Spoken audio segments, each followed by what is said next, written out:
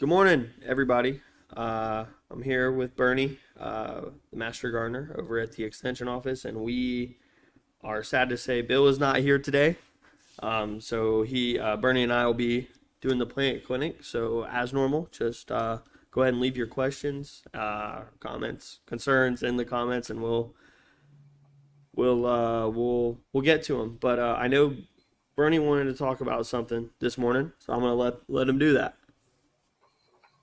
Well, thank you. Colby, this is one of those things. Uh, it's a University of Florida program, and it says the time for mixed mowable species has come, and it's about the fact that you don't have to have this monoculture lawn, and that has been something that is kind of bothered me because when I was a kid, and I'm sure that a lot of the people watching this program will remember when you think about it, we used to go out and look for four-leaf clovers.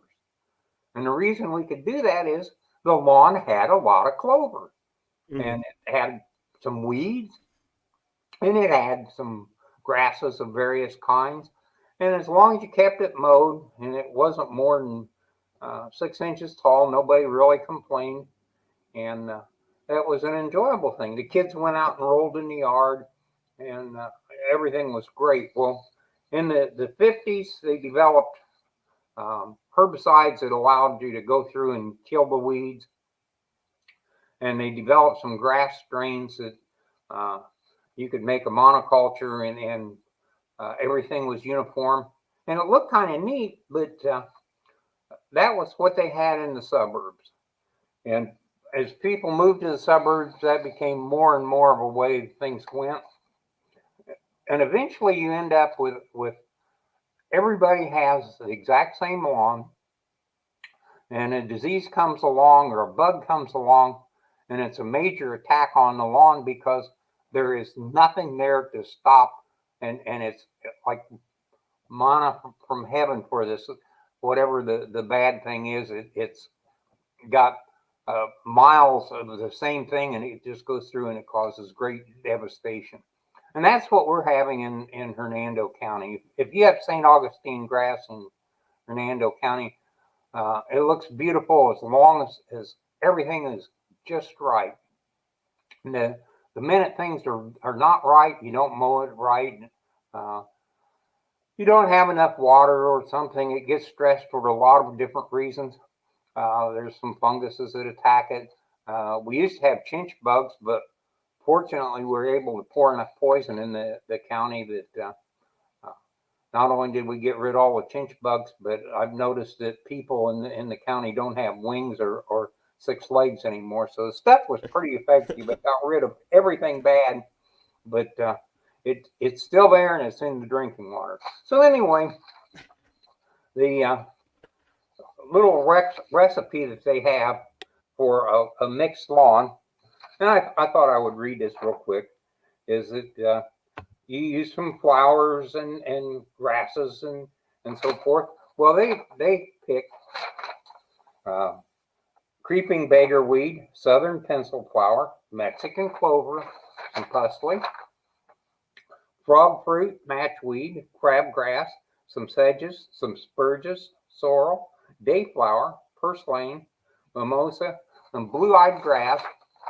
Made a lawn, and the neat thing about it is the lawn has no defined texture. You mow it, it looks green, it's pretty, the color's great, and if something happens to one of the components, it doesn't affect the rest of the lawn. So this is definitely a Florida friendly lawn with extremely low maintenance. You don't have to worry about uh, you didn't get it fertilized on Hmm. time or you didn't get it sprayed for this or that.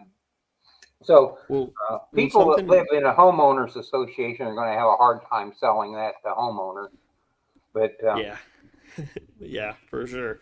I know that with when you have a monocultured lawn, if you have, your entire front lawn is, let's say, St. Augustine grass, and you have one weed come up in the middle, you're not looking at the rest of the lawn, you're looking at that one weed, and it's going to look super out of place. But when you have a nice mixture, No one's going to notice that one weed. You're not going to notice that one weed, and it's not a big deal. It really, and if you have, like Bernie was saying, if you have one species that something happens to it and that species just gets wiped out, well, if that one species is on your monoculture St. Augustine, you're done. Your lawn dies. But if it's that one species in a nice, very diverse lawn, it's not as noticeable and really much easier to recover because a lot of times the other species there are just going to fill in where the one that didn't work out was. And I think that is a really good way to not only reduce your water use, but to keep your maintenance on your lawn down and keep your lawn looking great when otherwise it may not. Now, I've got quite a bit of sunshine mimosa in my yard, and my yard's Bahia. So during the summer, the Bahia pretty well covers everything. The Bahia does beautiful in the summer. Mm-hmm. And in the fall, when the Bahia is not growing, doesn't really look so great, these little puff balls pop up, and I think they're kind of cute. My wife likes them. I'm not sure what the neighbors think, but I have a little pink lawn out there for a couple of months, and then the Mm-hmm. Bahia starts growing again, and at this time of year, the Bahia looks great. So I'm a fan of that, and I'm really curious. The people that are watching our podcast right now probably have an opinion, and I'd really like to hear from some of the other people. What do you think of having something other than grass in your lawn? Would you be amenable to it? Is there something that you like the looks of, or do you think that we should leave well enough alone and stay with the grasses we've got, even if they are an expensive proposition at this point, and they're even worse because we don't have enough grass and it takes extremely good maintenance. We don't have enough water, and it takes extremely good maintenance to maintain a good lawn, unless you have unrestricted water. If you got a golf course and a million-gallon of water a day usage permit, it's not that hard to make anything good. You can have golf course tees or greens, but if you can only water once a day, that's not going to happen. So that's pretty much the way I look about the lawns today. That the people that really get uptight about it, if it isn't absolutely uniform and perfect and everything, that's fine. That is their opinion. But should an entire group of homes have to look exactly the same, or is a little individualism an acceptable thing? I really like the look of that sunshine mimosa. Um, I rent, so I can't go making any crazy changes. But my yard I think is mostly St. Augustine, but it's not a super. Um, it's definitely not a monoculture, but it's not on purpose. That's just how it is. And I it grows good. I don't have any dry spots. I don't have any dead spots. It's a little high right now. I haven't got out the mow this week, but um, I think that I mean even with my yard, something that is not I've only been there a few weeks, but something that's not even on purpose a super biodiverse area. It's just there's weeds there, there's other species that are there, and my yard looks full. And if it's when it's mowed, it looks good, and that's pretty low maintenance. If you ask me, I haven't spent a whole lot of time curating species in my in my lawn. The one of the big things about this Florida friendly promotion that the universities had for a while is to try and get people to make their entire lawns Florida friendly, and Mm-hmm. and they're asking for a certain amount of diversity in the lawn that you know 4 or 5 different kinds of plants in landscaping, and Mm-hmm. using trees that are beneficial to the area. Those things are great, but they often conflict with the local uh, rules in an HOA, Mm-hmm. and I think that we probably need to do a little better job of getting some of this information out. I'm looking forward to your program where you want to reintroduce the lawn inspections Mm-hmm. and get people certified. I think that would be a great thing. Yeah. So in the future, I'm kind of beginning to ramp this program up. We're gonna have a website that'll have for residents of Hernando County go on and kind of see what the uh, what the requirements are and how they can get their yard certified. Um, but in addition to that, like you're saying, they a lot of the requirements are going to be in they are going to be really against what your HOA is asking for because they're kind of they get to be really strict on a lot of that stuff. So one of my personal goals is to get out to the HOAs because in addition to the homeowner program, there's also it's called a municipal program, but it's not really for a city. It's for common areas like your common area in your gated community where you get them certified too, and you get the HOA to kind of buy into the program, then the rules become a little bit lighter and it becomes a little bit easier for you to not only fit their rules, but the requirements for that FFL certification. I do think that's something I'm going to talk about really soon. So I have a newsletter that's going to go out at the beginning of next month that'll kind of have a lot of that information there. If you go to this link that I just put up, you can find the newsletter sign up. You can find all of my social or the socials that I run, and you'll be the first to hear about any of the FFL recognition stuff that I plan to do. Very good. We did uh, lawn certification out at Timber Pines. Mm-hmm. Lily and I went out, and I was thinking that it was probably not going to be well. That it was an HOA, and it wouldn't really have any uh, pizzazz at all. And in fact, it was beautiful. The people had done a really nice job.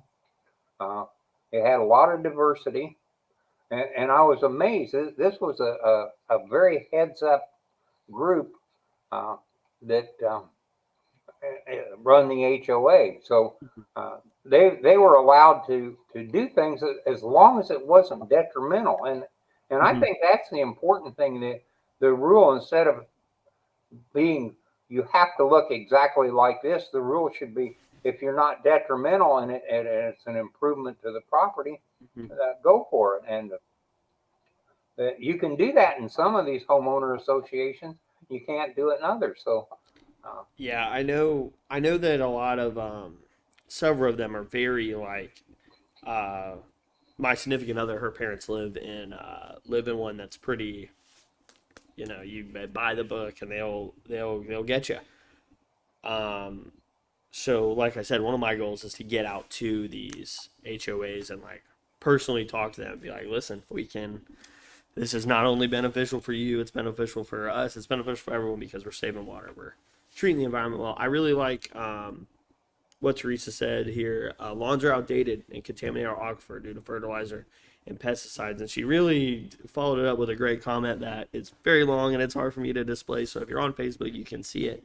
She really says that there's not really a purpose to them.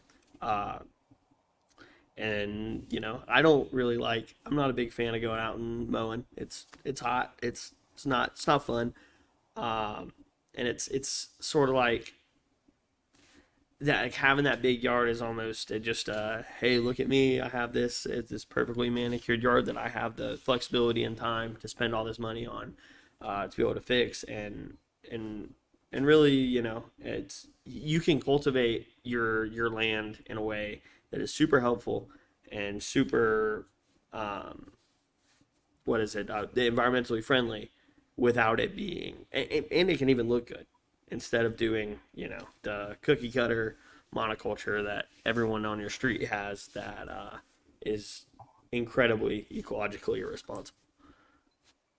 Well, the thing you have to remember is that a lot of the people that are living here were in the north, Mm-hmm. and the rules there were slightly different in that there were grass seeds available from Europe that made it possible to put in a pretty decent lawn fairly simply.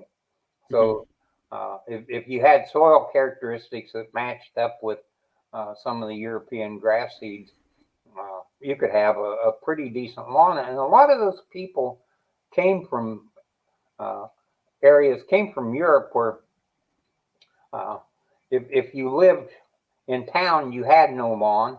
Mm-hmm. The houses were right up against the street. And if you lived in the country, your front yard was part of the farm. That's where you had the pigs and the sheep and the chickens, Mm-hmm. and you grew things, and that was very necessary to survive. And the person that had grass was the earl or the duke or the baron or some really high official. And grass was kind of an in your face thing, saying, I am so filthy rich, I don't have to have Mm-hmm. livestock in my front yard. Yeah, I don't have to be growing my family And sustenance here. and they had people that maintained it. You had to cut it with a scythe. So it took somebody that knew what they were doing to keep that grass looking good. And that was an important thing to these people in the northeastern states, that their lawn was a reflection of, I am now as good as my neighbor. I'm as good as the political makeup of the country here, and they really enjoyed that. And you pass that thought, that feeling on to your children, Mm-hmm. and uh, two generations later, we have somebody here that they've always had a gorgeous lawn. They've always had the best lawn in the neighborhood, Mm-hmm. and it's very, very important to them. And I really don't object to that if the people spend the time that it takes to learn and actually maintain the lawn the way it needs to be in a manner that doesn't destroy a lot of resources. But so many people don't. They just uh, Mm-hmm. hire a guy with a truck to come mow it. He wheels the mower off the trailer, mows it. You don't know where he was before, so he's bringing in seeds and everything else from Mm-hmm. somewhere else, and diseases, and he's mowing it at the wrong height. And then you hire a chemical company to come by, and they come by every month and spray things from water to some deadly poison, who knows. And they stick a little flag in your yard, don't walk on this for 48 hours, and they It'll go burn away. the soles off your shoes. Yeah. And you're dropping a couple $100 a month or $300 a month on the lawn, and you have no clue why.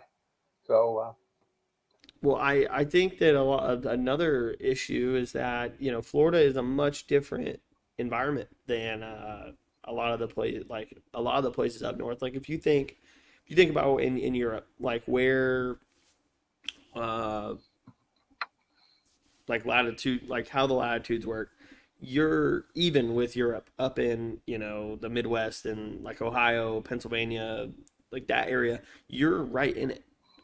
But if you line up where Florida is compared to all that other stuff, you're in, the South Asia where it's super wet and it's just a vastly different environment, and those climates tend to be similar at different latitudes across the whole world.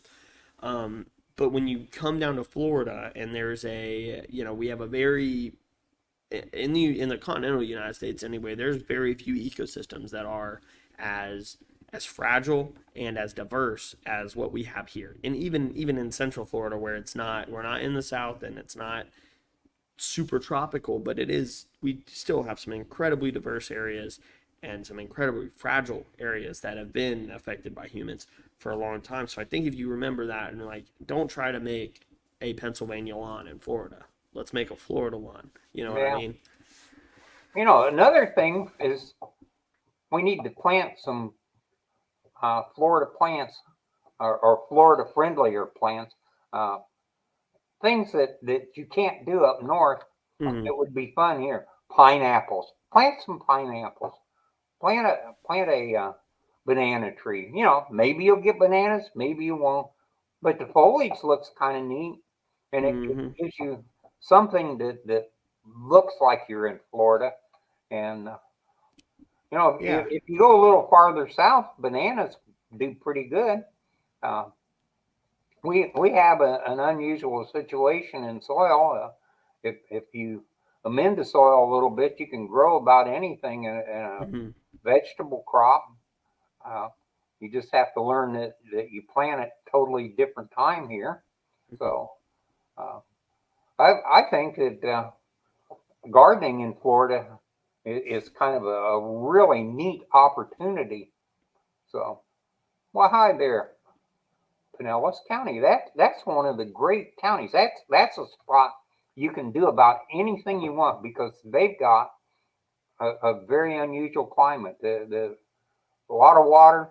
It just stays just warm enough that things grow there that 20 miles north of there you couldn't think of. So uh, Cindy's probably a very lucky person to be able to grow anything she feels like. She can do the northern things, do the southern things both, and get by with it.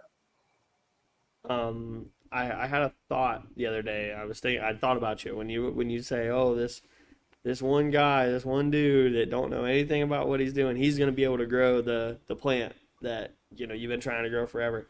Uh, Before I moved to Hernando County, I lived in Webster, and one of the house, Webster, Florida, in Sumter County. And before, well, one of the houses I lived over there, we had a kumquat tree that just grew huge and always had fruit on it. And I thought that was pretty odd. I haven't thought about it in a while, but one of my siblings mentioned it to me the other day, and I was like, huh, that's that's really interesting that we had that growing because we had all kinds of citrus there. We had a Japanese plum tree, all there from before we even moved in. They were all there uh, when we got there, and they stayed. I believe they're still there today. I haven't been by there in a long time, but I thought it was interesting. Just that's just a point. It's like you can grow tropical plants here.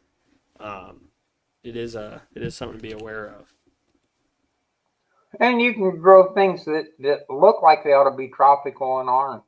Uh, Loquat, the Japanese plum. That's a, a tasty little thing. I really Hmm. enjoy those, but it's kind of funny. My wife can't stand them, but pindo palm, the fruit of pindo palm is pretty good too. That's kind of reminiscent of loquat, Hmm. and I like that.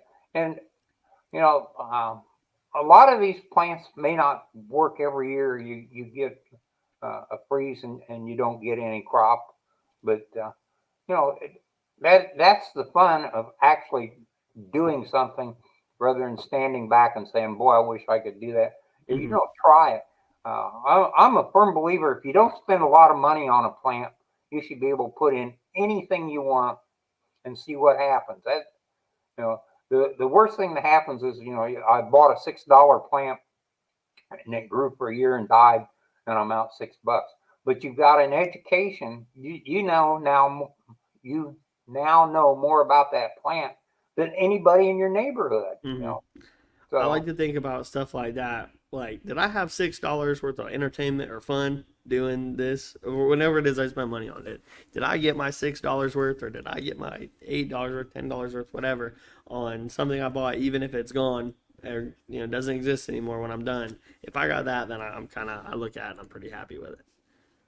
Uh, we when I moved, do well, we do have a couple questions. okay. Uh, Late to the discussion, could the county ever mandate the HOAs relax their restrictions? for monoculture lawns based. I hope that that was the end of it because I cannot see the rest. But that's a good question, and I would imagine that people on both sides of that discussion would be really angry at each other if you got them in a room together. I would say that that'd be a tough thing to get mandates, especially trying to like an anti-mandate almost. That I imagine would probably be pretty tough. Yeah, I don't know that the county could actually uh, mandate against monoculture lawn. The HOAs have a tremendous amount of power because when you go into the program, you agree to the rules, Mm-hmm. and if you If you don't, don't, you can't live there. So yeah, well, see, but so many people don't really understand what the rules are. People that have been in Florida for a while know how the game's played.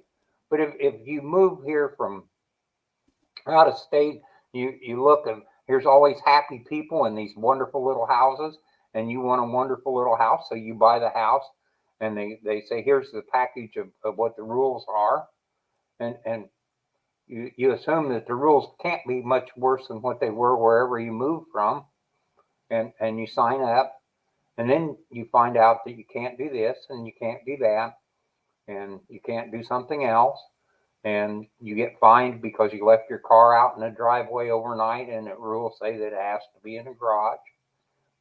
And I, and I do. I mean, well, like you're saying, they'll find you on you'll get there's a million and one things that the HOA can find you on, and they can find you on anything that they put in that packet. I did actually get the end of his question. It was based on environmental concerns in watering. But like we said, I think it's really tough to mandate that they it's like an anti-mandate. You're telling them not. They're telling them like to relax on. I think that's kind of tough wording, and I don't know exactly how they go about doing that. I think that especially if you live in an HOA, please by all means contact me and talk to the people who run your HOA and be like, hey, this is something I'm interested in. This is something that I think benefits everybody.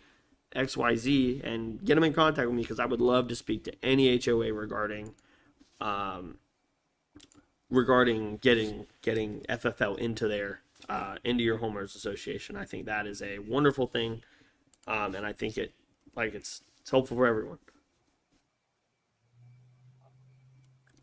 the problem is obviously you can't have one house in the middle of a long block that is totally different.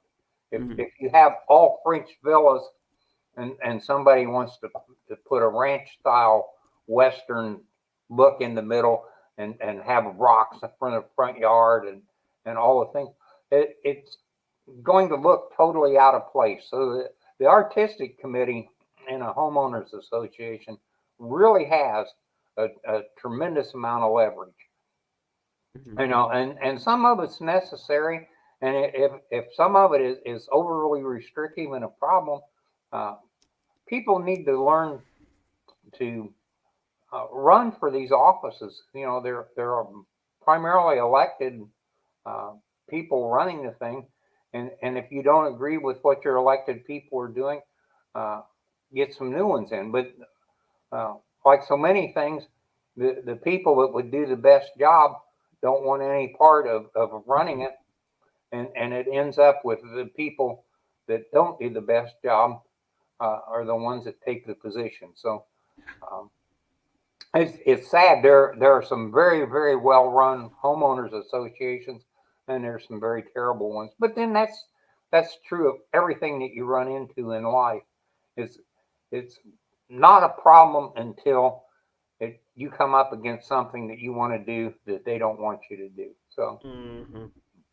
That's the truth. That's everything. We do have another question, and Bernie, I'm gonna have to deflect this one to you. Is now a good time to plant cherry tomatoes in a pot? yes, it is. Um, Cherry tomatoes will grow basically year round. You can sneak those guys even through the hottest part of summer, And if you're in a pot and it's going to freeze, you can put the pot in the garage, and you can keep those little guys going. Uh, I wouldn't think it would be unreasonable to get 6 months production fairly simply. And this is only true of the cherry tomatoes. They are not as disease prone and all the other problems that you have with tomatoes. They do pretty good.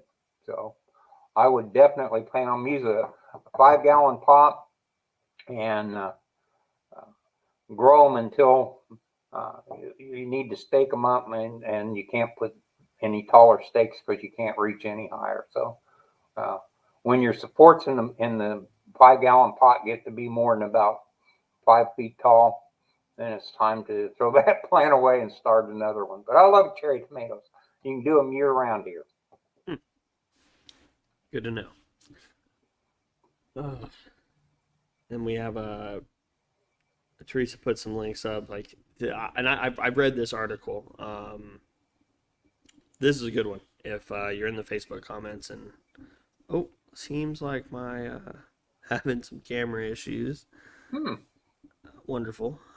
That's not bad. That may be an improvement. Oh, thanks, Bernie. Oh, I appreciate that. I gotta go to the other. I don't look as good on this one, I don't think. Your color changed. It's a different tone. Yeah, I have a pretty gnarly little webcam set up here. I'm using a big DSLR that typically works pretty well. But I believe that the battery died because for some of my live classes, which are going to start in the next couple weeks, I was kind of trying to do some pre-setup for that, and I must have forgot to charge the camera battery after doing that. So the battery died, and now I'm back on the webcam, and I look like a ghost again. The color balance on this one set up all good, but oh well.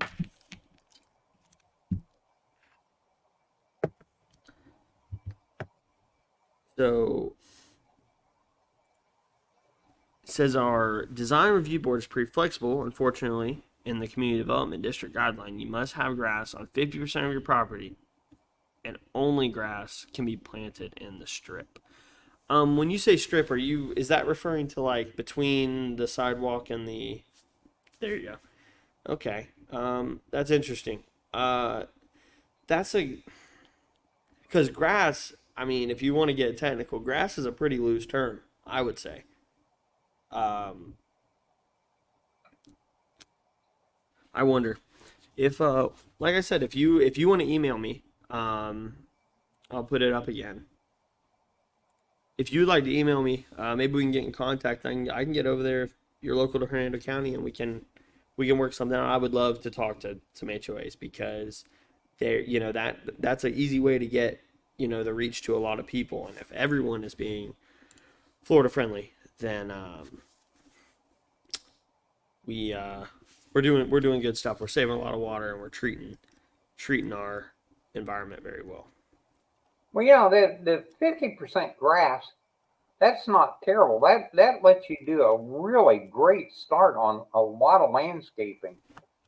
So I think that that is a really big concession for a homeowners association, and I really don't mind the fact that the strip needs to be grass along the road, but it lets you do a lot of things back of that, and having the strip as grass keeps people from putting big trees in, things that would be not appropriate. So that is a pretty liberal use, especially if you can count the grass in the strip as part of the 50%.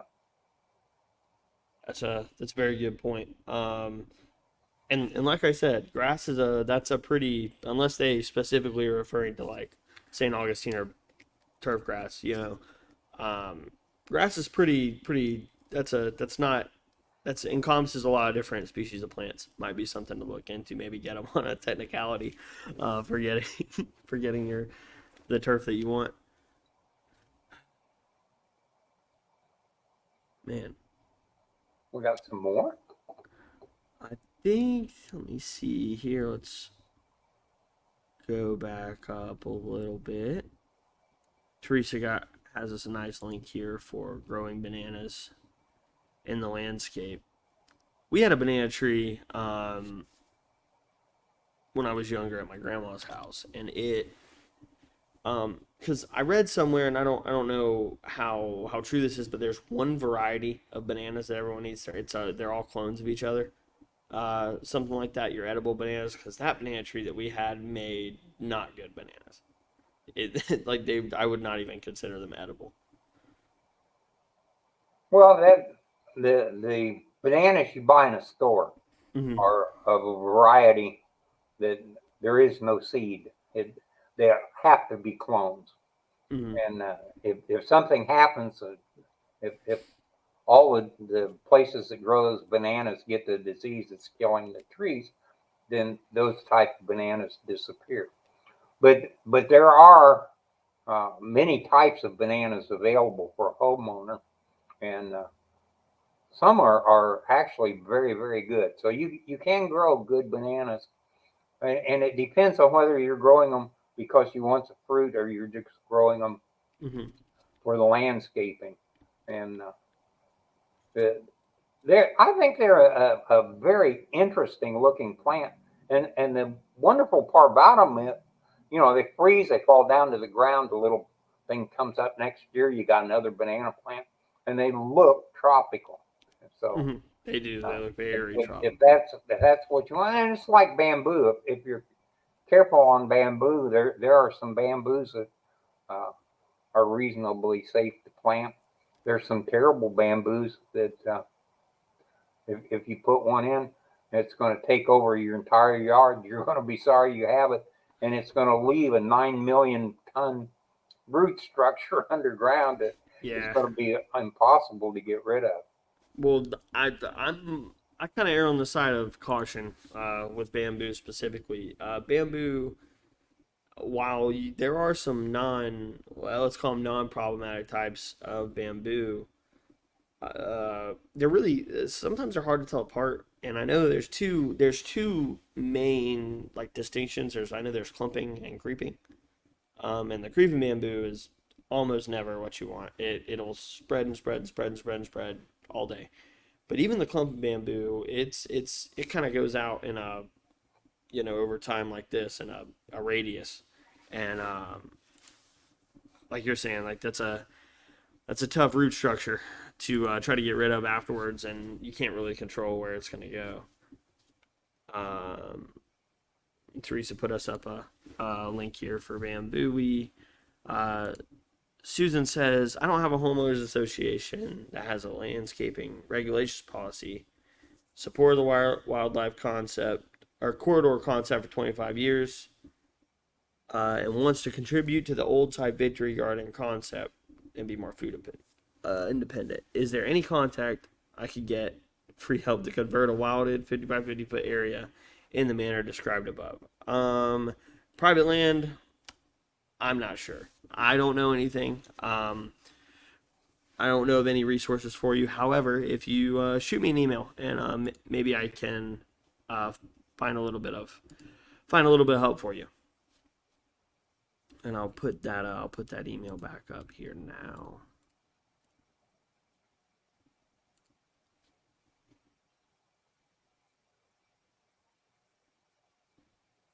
And then yeah, Teresa's putting all these different bamboo articles in the comments. Yeah, I'm not a big fan of bamboo for landscaping purposes. I know a lot. I know when I was doing invasive plant management at the Southwest Florida Water Management District, we bamboo was a big thing for us. We took out so much bamboo. It was always super problematic. Well, it develops such a strong root Mm-hmm. structure. It's a difficult thing to get out unless you've got a tractor with a Any a backhoe front on it. end loader, just about. Yeah,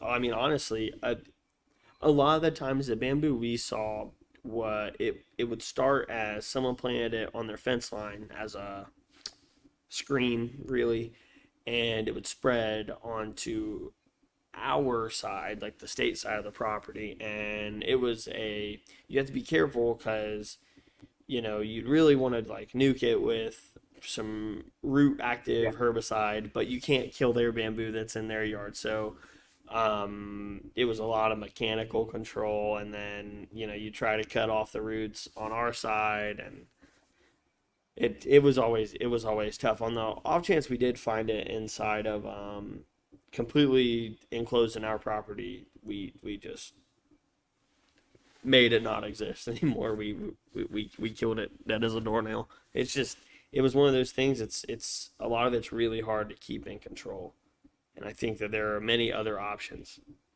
um, better options than bamboo.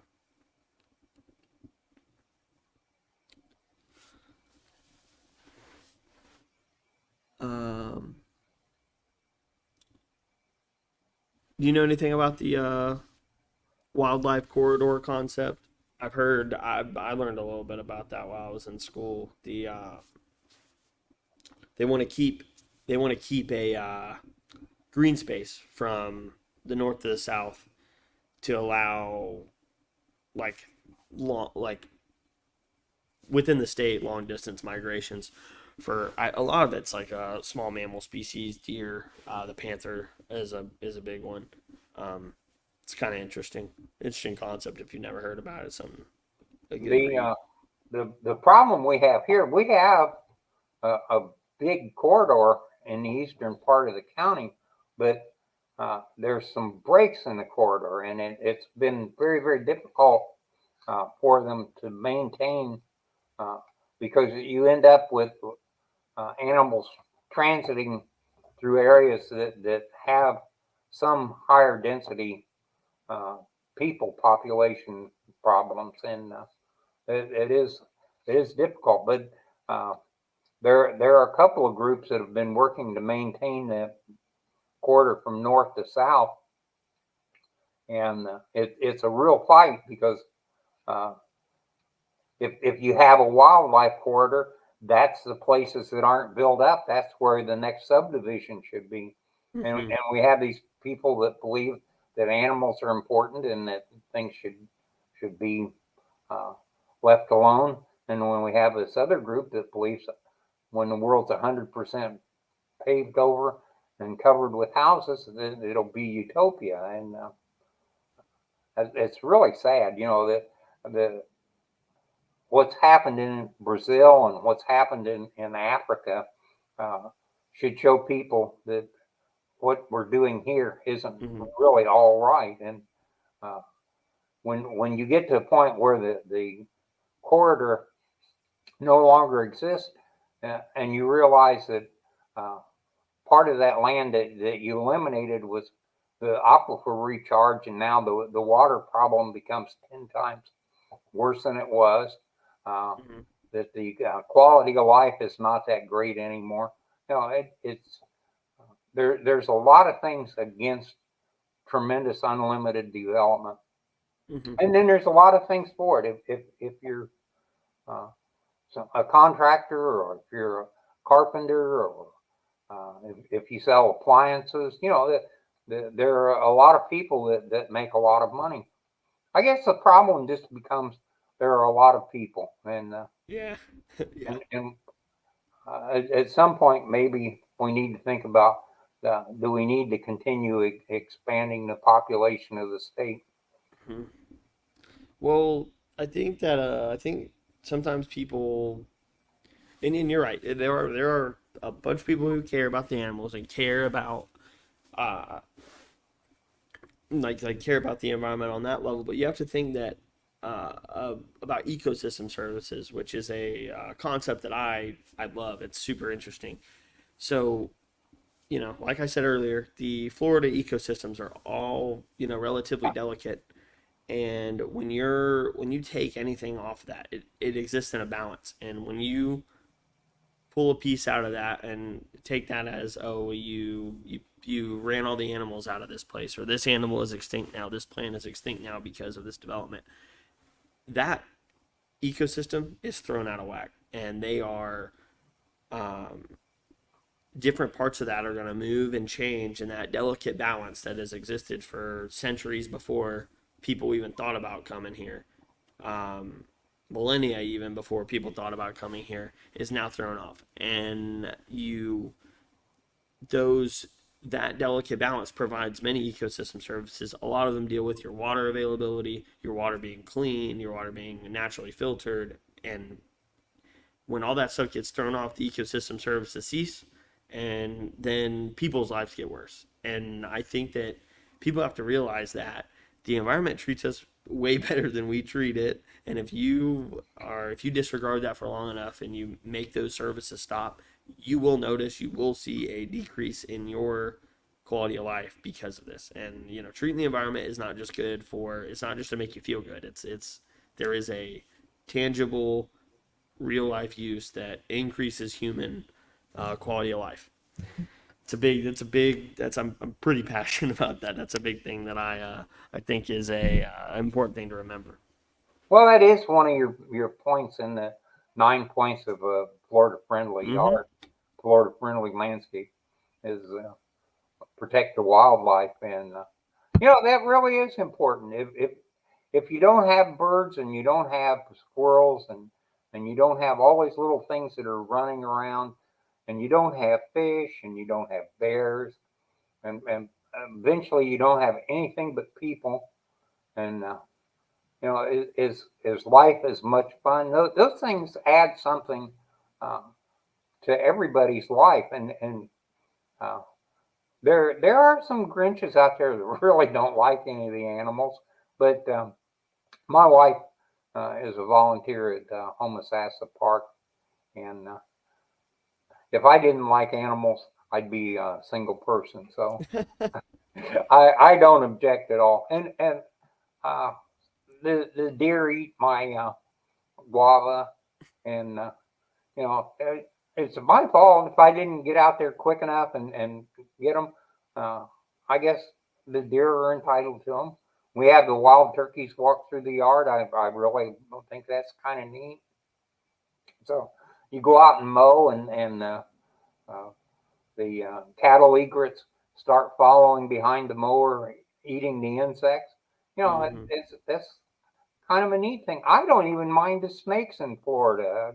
Mm. Well, I've been known They're to be out mowing and find one and drive around uh, and make sure that the next pass around I still miss the snake. So mm-hmm. uh, you know they all add something. It makes life a little more interesting. Even the spiders. I'm not a spider man at all, but as Spiders are long as super helpful. the golden orb spider that built a nest by the door. We had this agreement. We came to an agreement real early. You stay on your side of the web and don't come over here on my side of the web, and you can stay by the door. And uh, had that spider for a couple of years. Finally disappeared. I don't know what happened, but uh, so Uh, I think Florida's wildlife, if your eyes are open and your heart's right, is an enjoyable thing for everyone. The kids love it, the adults love it, and well, it's what makes our state what it is. for sure. And even and the people who care about the animals, I feel like they're not even the ones that need to be convinced. They like animals just for the sake of liking animals, and that's wonderful. But there's people out there who just don't see the value in it, and those are the people I'd like to talk to, because it's, even if you don't care about the animals, like for the sake of them being animals, you just don't care. You only care about you only care about people, whatever. You have to remember that all of these things exist in that delicate balance. And if you take any of them out, you're throwing everything off and your life will get worse. That's it. I struggle to understand how people don't get that one. Because you, Anytime are a viewer thinks that we're wrong and that we're nuts and they want to jump in, and say you're nuts, or if they want to jump in and say we agree, you're welcome to do that. This program is not for our benefit; it's for yours. So if we're missing something that you want, make sure you let us know, because otherwise, Colby and I are welcome uh, uh, to let you in on everything, or we're going to just sit here and chit chat. And when we get all done, hope you enjoyed it. So, Yeah, well, Bernie and I will get going in an echo chamber. We might be saying the wrong thing back and forth for 30 minutes if someone doesn't tell us. So, for sure.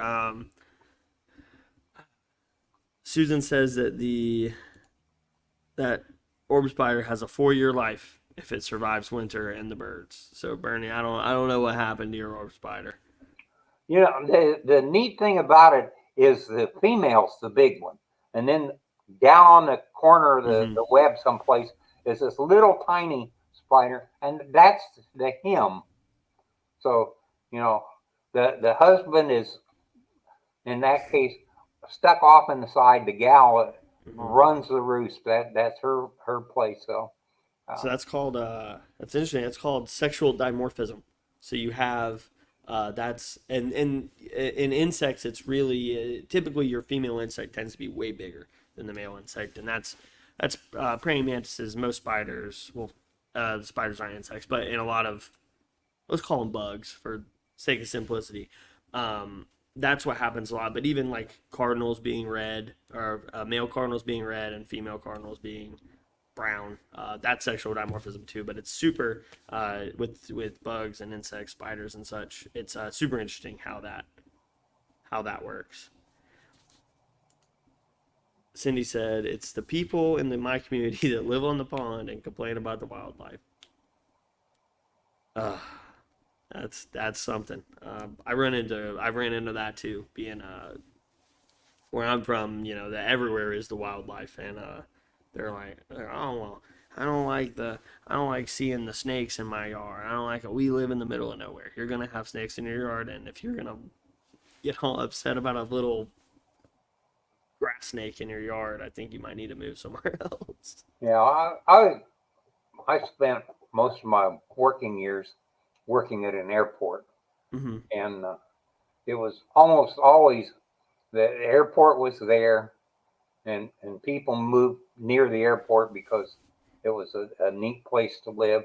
And then the airplanes got noisy, and they complained about the noise, and then they wanted the airport shut down. And I was at two different airports where that happened. The airports had been there a long time, and there was nothing. And then they developed around the airports, and it's the same way that you know people tend to live that way. And my garden spider,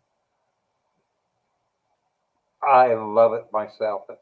Those big spiders are really kind of neat, and so many people are terrified of spiders. But that's one that it's kind of like a big butterfly. The things have got a beauty to them that if you spend a little time and look at them, they're gorgeous.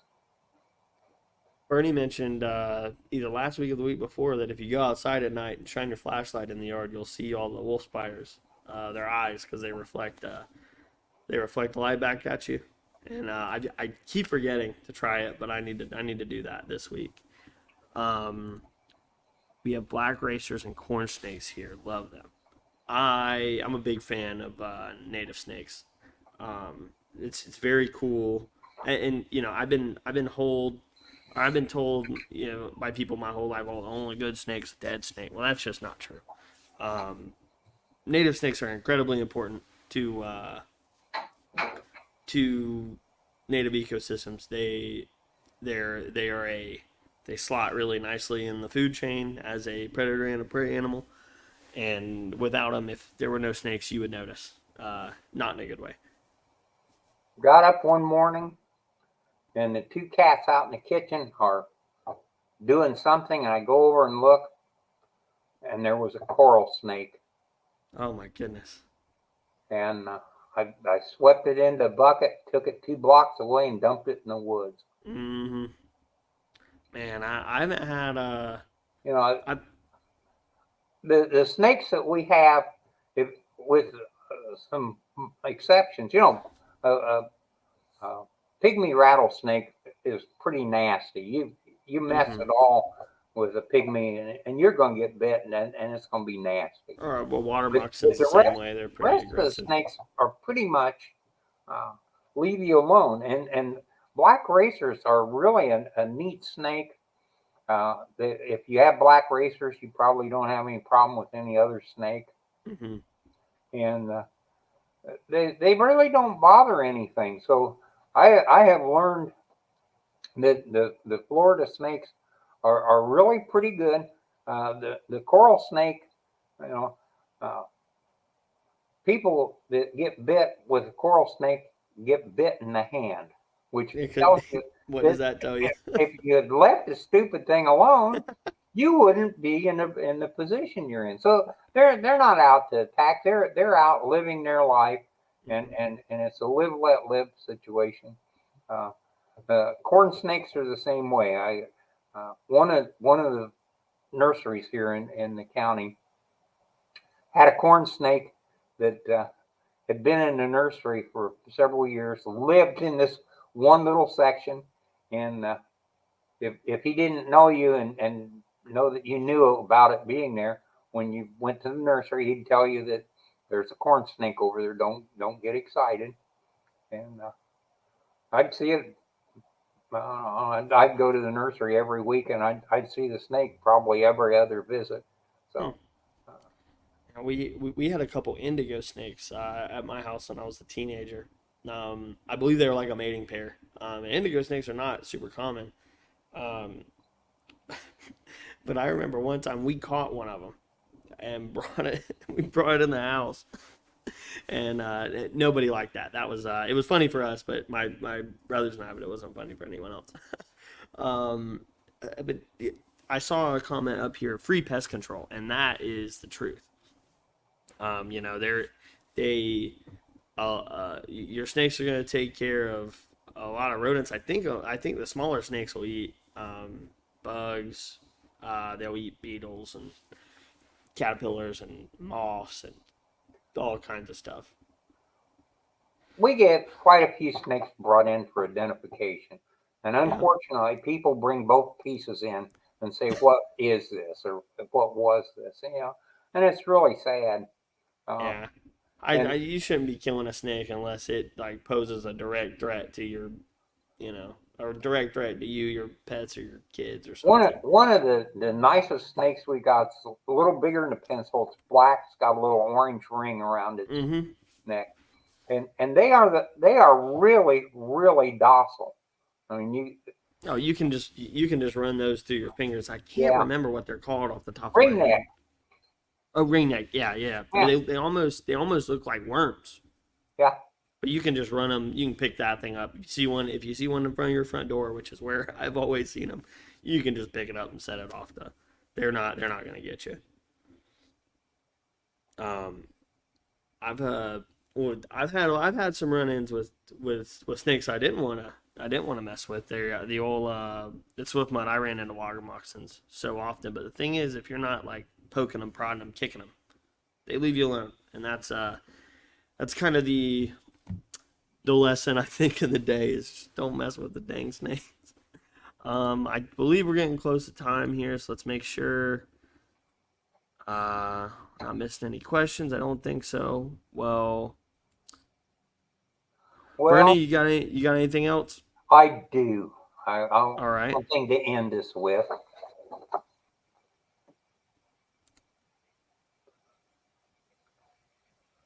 The peanut butter challenge during the month of October. Uh, we are accepting peanut butter goes to feed the uh, health, unhealthy, unhappy, poor people that are homeless, and feed some kids. It's a great thing. Peanut butter is a very nutritious thing, and stores well, so it's a good thing to use. Um, and we need it. If you bring it to the extension, You can also go to Chochatty Elementary, Pine Grove Elementary, any of the Hernando government offices. But because it's a contest in the government here, we would prefer that you brought it to the extension office, and we will see who gets the most. And it goes by poundage, so it doesn't make any difference whether it's a small jar or a large jar. The poundage is what counts. So if you wanted to give a couple of small jars or one big jar or a case or whatever, just remember that there are some people out there that will not be as hungry. I'm not saying that that'll solve all their problems, but it'll help.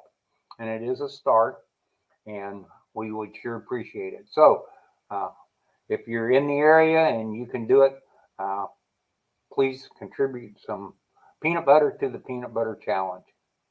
And All right.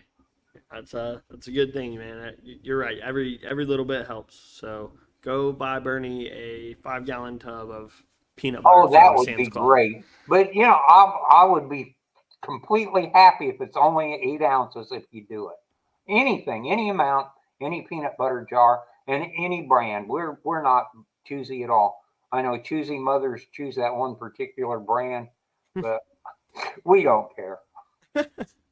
Okay, so with that, if you'd like to get a hold of me for any FFL related questions or any like with the HOAs and stuff, you can find me here at this email, at this website. This will get you the link to my newsletter, the link to all my social medias and all that. And if you would like to contact Bill and tell him how our class went, this is their Facebook or at Yeah, but HernandoExtension.com. maybe they shouldn't do that. Uh, All our right. boss is away. We get to. He didn't leave any instructions on what we had to do. So this is the best we could do without any more brains than we've got between us. So Oh yeah, if we're you just enjoyed riffing it, today. great. And if you didn't, don't tell Bill. Alrighty, well with that, I'm gonna tell y'all bye and have a good one. Bye.